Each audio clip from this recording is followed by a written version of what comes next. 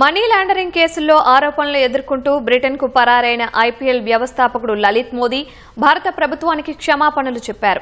ఇటీవల లండన్లో విజయ్ మాల్యాతో కలిసి పార్టీ చేసుకున్న లలిత్ మోదీ తాము ఇద్దరం అతిపెద్ద పలాయనవాదులుగా నిలిచామని వ్యాఖ్యానించారు.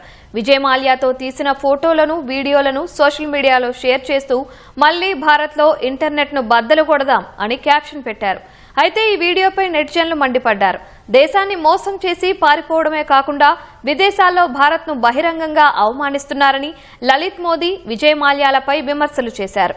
ఈ వీడియో సామాజిక మాధ్యమాల్లో వైరల్ కావడంతో లలిత్ మోదీ స్పందించారు. తాను ఎవరి మనోభావాలను దెబ్బతీయాలనే ఉద్దేశంతో ఆ వ్యాఖ్యలు చేయలేదన్నారు. తన వ్యాఖ్యలను తప్పుగా అర్థం చేసుకున్నారని, తనకు భారత ప్రభుత్వం అంటే చాలా గౌరవం ఉందని పేర్కొన్నారు. అటు లలిత్ మోదీ వ్యాఖ్యలపై భారత విదేశాంగ మంత్రిత్వ శాఖ సైతం తీవ్ర అభ్యంతరం వ్యక్తం చేసింది. దేశం నుంచి పారిపోయిన ఇద్దరు నిందితులను భారత్కు తిరిగి తీసుకురావడానికి బ్రిటన్ ప్రభుత్వంతో దౌత్యపరమైన చర్యలు జరుపుతున్నామని తెలిపింది.